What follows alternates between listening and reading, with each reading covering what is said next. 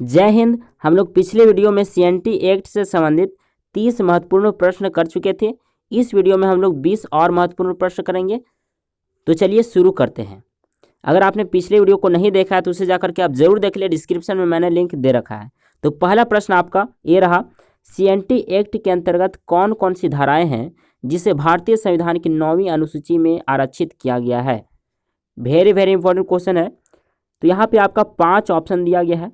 तीन में से आप देखेंगे ऑप्शन नंबर ए, तो यहाँ पे धारा 46, 47, 48 क्या इसे शामिल किया गया है, तो इसे शामिल किया गया है। दूसरा ऑप्शन देखेंगे तो 16, धारा 16 और 21 इसे शामिल नहीं किया गया है। तीसरा ऑप्शन में देखेंगे तो धारा 220 और 71, तो 71 को तो शामिल किया गया है लेकिन 220 को शामिल नहीं किया गया है, तो ये भी ऑप्शन गलत हो गया। ऑप्शन नंबर डी देखेंगे तो धारा 71 का क ख दोनों को शामिल किया गया है, तो ये ऑप्शन राइट हो गया। ऑप्शन नंबर ई देखेंगे तो धारा 240, 41 और 42 इन तीनों को शामिल किया गया है। तो सीएनटी एक्ट के कुल 7 धाराओं को यानी कि 7 अनुच्छेद को भारतीय संविधान के 9वीं अनुसूची में शामिल किया गया है। तो कौन कौन हो गए, option number A, option number D और ऑप्शन नंबर ई। तो इसका आंसर क्या हो गया, ऑप्शन नंबर 3 यानी कि केवल ए डी ई। अगला प्रश्न है, इनमें से किनकी भूमिका सीएनटी एक्ट के निर्माण में मुख्यतः नहीं थी।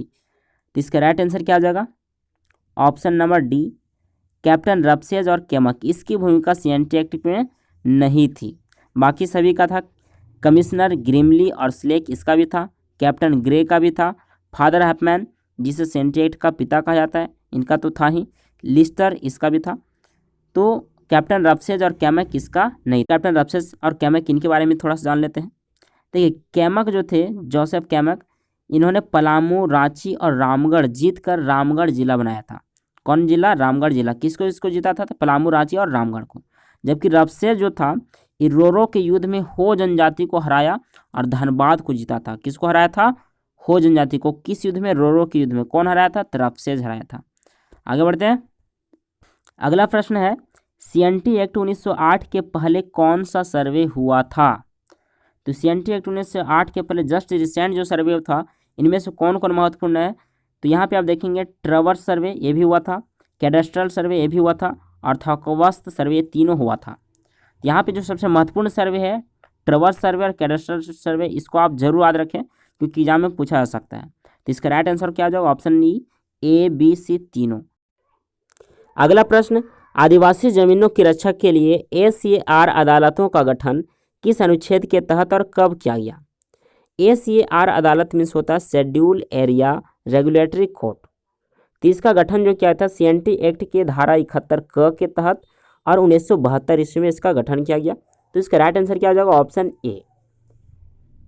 अगला प्रश्न, सीएनटी एक्ट के तहत यदि कोई भी अनुसूचित जनजाति का सदस्य अपनी भूमि का अंतरण करता है यानी किसी दूसरे को स्थानांतरित कर देता है, बेच देता है या फिर दान में देता है, फिर किसी तरीके से दूसरे के पास चला जाता है, तो वह स्वयं या उसका वारिस कितने वर्ष के अंदर उपायुक्त के पास आवेदन प्रस्तुत करे तो वह स्वीकार्य माना जाएगा। कहने का मतलब है उसका कोई एसटी का ज़मीन है और ये किसी दूसरे को दे दिया, बेच दिया या फिर दान में दे दिया, फिर किसी भी तरीके से दूसरे के हाथ में चला गया, तो ये जो इसका जो मेन मालिक है ये कितने वर्ष के अंदर अगर इस भूमि को वापस पाना चाहता है तो कितने वर्ष के अंदर उपायुक्त के पास आवेदन दे तो ये भूमि इसका हो जाएगा, यानी कि वो आवेदन स्वीकार माना जाएगा और ये भूमि इसके पास वापस आ जाएगा। तो ये है 30 वर्ष। 30 वर्ष के अंदर अगर वह उपायुक्त के पास आवेदन प्रस्तुत करता तो वह आवेदन स्वीकार माना जाएगा और वो भूमि वापस इसको मिल जाएगा। अगला प्रश्न है, धारा 71 ख के तहत कपटपूर्ण तरीके से धारा 46 को उल्लंघन करते हुए कोई भूमि अंतरित करने की स्थिति में सजा का क्या प्रावधान है। कहने का अर्थ है यदि कोई व्यक्ति धारा 46 का उल्लंघन करता है और उल्लंघन करते हुए कपटपूर्ण तरीके से किसी एसटी का जमीन हस्तांतरित कर लेता है यानी कि ले लेता है या फिर किसी दूसरे को दे देता है, तो इसके लिए सज़ा का क्या प्रावधान है। तो इसके लिए सज़ा का प्रावधान है 3 वर्ष सज़ा और या फिर 1000 रुपये दंड, या फिर दोनों लग सकता है कि 3 वर्ष सज़ा भी होगा और 1000 रुपये दंड भी लगेगा। और इसके साथ साथ क्या लगेगा कि उसके दौरान हर एक दिन के लिए 50 रुपया, यानी कि जब से वो हस्तांतरित किया ज़मीन, जब से वो एसटी का ज़मीन लिया है तब से उस दिन से हर एक दिन के लिए उससे 50 रुपया लिया जाएगा। तो दंड का प्रावधान ये है। तो इसका राइट आंसर ऑप्शन सी हो जाएगा।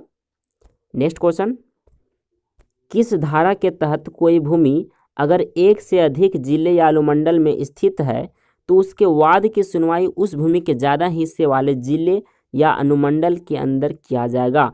इसका प्रावधान किस धारा में है? यानी कि कोई व्यक्ति है, उसकी भूमि अगर 2 जिला में पड़ता है या फिर 2 अनुमंडल में पड़ता है तो उस भूमि की सुनवाई किस जिले में होगी? तो ज़्यादा हिस्से वाला उसका जो ज़मीन है जिस अनुमंडल में ज़्यादा रहेगा उसी अनुमंडल में या फिर उसी जिले में उसका सुनवाई होगा।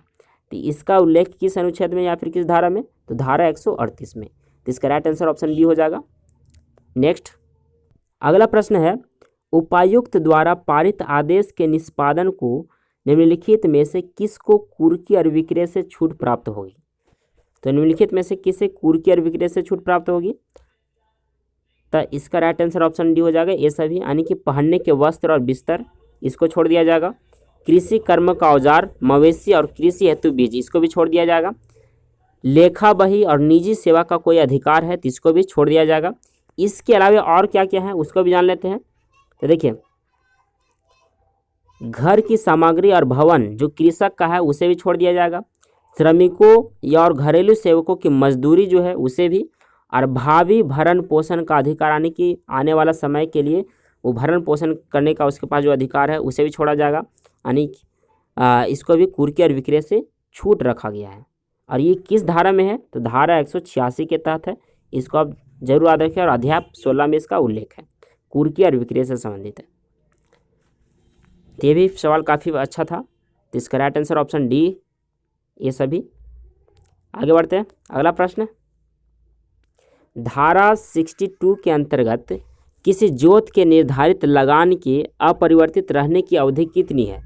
कहने का अर्थ है कि एक बार अगर किसी पर लगान लगाया गया है, यानी कि किसी ज़मीन पे आज लगान लगाया गया, तो कितने वर्ष तक इसमें कोई इस लगान में कोई वृद्धि या कमी नहीं होगी? तो यह है 15 वर्ष। 15 वर्ष तक लगान में कोई परिवर्तन, यानी कि ना तो घटेगा ना तो बढ़ेगा, ना तो घटाया जाएगा ना तो बढ़ाया जाएगा। अगला प्रश्न,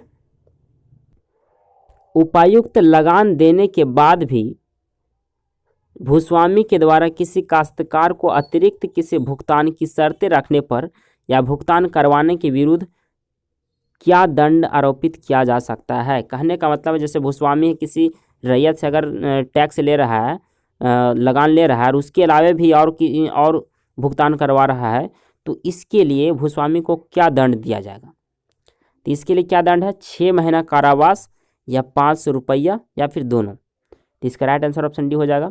6 महीना कारावास हो सकता है या 500 रुपया दंड देना पड़ेगा या फिर दोनों हो सकता है। तो इसे आप जरूर याद रखें। ऑप्शन नंबर सी और डी में कन्फ्यूज हो सकते हैं, तो इसे आप याद रखें। आगे बढ़ते हैं। अगला प्रश्न, राज्य सरकार किसी राजस्व अधिकारी द्वारा सर्वेक्षण करने को आदेश दे सकती है और अधिकार अभिलेख तैयार करा सकती है। यह प्रावधान किस अनुच्छेद में है? देखिए, अधिकार अभिलेख से संबंधित कौन है? तो इसका राइट आंसर हो जाएगा ऑप्शन सी, अनुच्छेद 80। अनुच्छेद 80 में है कि कोई भी राज्य सरकार जो है किसी राजस्व अधिकारी द्वारा सर्वेक्षण करवा करके अधिकार अभिलेख तैयार करा सकती है। अगला प्रश्न, जब किसी को भूस्वामी मतलब जमींदार द्वारा किसी अभिधारी को, यानी कि किसी रैयत को 1 वर्ष से अधिक अवधि हेतु भूमि मौखिक पट्टे पर दी जाती है तो वह भूमि क्या कहलाती है? तो उस भूमि को कहते हैं विशेषाधिकार युक्त भूमि। कौन सा भूमि? विशेषाधिकार युक्त भूमि। किसकी विशेषाधिकार? तो भूस्वामियों की विशेषाधिकार युक्त भूमि। और इसका उल्लेख धारा 118 में किया गया है। इसके अंतर्गत कौन कौन से भूमि और आते हैं, चलिए उसको भी जान लेते हैं ताकि ये प्रश्न आपका क्लियर हो सके। पहला भूमि आता है कि वह भूमि जिसे भूस्वामी स्वयं अपने स्टॉक से या अपने स्वयं सेवकों द्वारा या भाड़े के मजदूरों द्वारा जोतता हो और स्वयं लाभ कमाता हो, तो ये भी आएगा विशेषाधिकार युक्त भूमि में। अगला कि वैसा भूमि जो रांची या धनबाद जिलों को छोड़कर तथा सिंहभूम के पटमदा, इचागढ़ और चांडिल क्षेत्र को छोड़कर छोटानागपुर प्रमंडल में जिरात के रूप में ज्ञात हो तथा धनबाद जिले में एवं सिंहभूम क्षेत्र के पटमदा, इचागढ़ और चांडिल थानों में माना के रूप में ज्ञात हो। किस किस रूप में? जिरात और माना। तो ये भूमि भी किस में आएगा? भूस्वामियों की विशेषाधिकार युक्त भूमि में आएगा। एक और है, अगला प्रकार के जो भूमि है वह ऐसा भूमि जो छोटानागपुर भूधिरितीय अधिनियम 1869 के अधीन तैयार किसी रजिस्टर में मंझीहस या बैठ खेता के रूप में ज्ञात हो, तो ये सारे भूमि भूस्वामी की विशेषाधिकार युक्त भूमि में कहलाएगी। पूछा जा सकता है कि छोटानागपुर भूधिरितीय अधिनियम 1869 के अधीन तैयार रजिस्टर में अगर कोई भूमि मंझीहस या बैठखेता के रूप में ज्ञात हो तो वह भूमि क्या कहलाएगी, तो भूस्वामियों की विशेषाधिकार युक्त भूमि कहलाएगी। वेरी वेरी इंपॉर्टेंट क्वेश्चन है, ये भी क्वेश्चन बन सकता है, काफ़ी महत्वपूर्ण है। आगे बढ़ते हैं।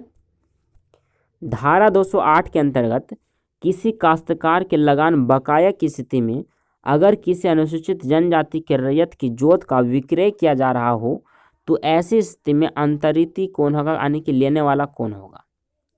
तो लेने वाला ऑब्वियसली है कि अनुसूचित जनजाति के सदस्य होगा, तो इसका राइट आंसर क्या हो जाएगा, ऑप्शन ए अनुसूचित जनजाति के सदस्य। अगला प्रश्न, अगर किसी डिक्री के निष्पादन में, डिक्री मतलब होता है न्यायालय का निर्णय, किसी अस्थावर संपत्ति का विक्रय कर दिया गया तो ऐसा कोई व्यक्ति जो विक्रय के ठीक पहले ऐसी संपत्ति पर स्वामित्व रखता हो या अपने हित का दावा करता हो तो विक्रय की तारीख से कितने दिनों की काल अवधि के भीतर किसी भी समय उपायुक्त के न्यायालय में विक्रय को अपास्त करने के लिए आवेदन कर सकेगा।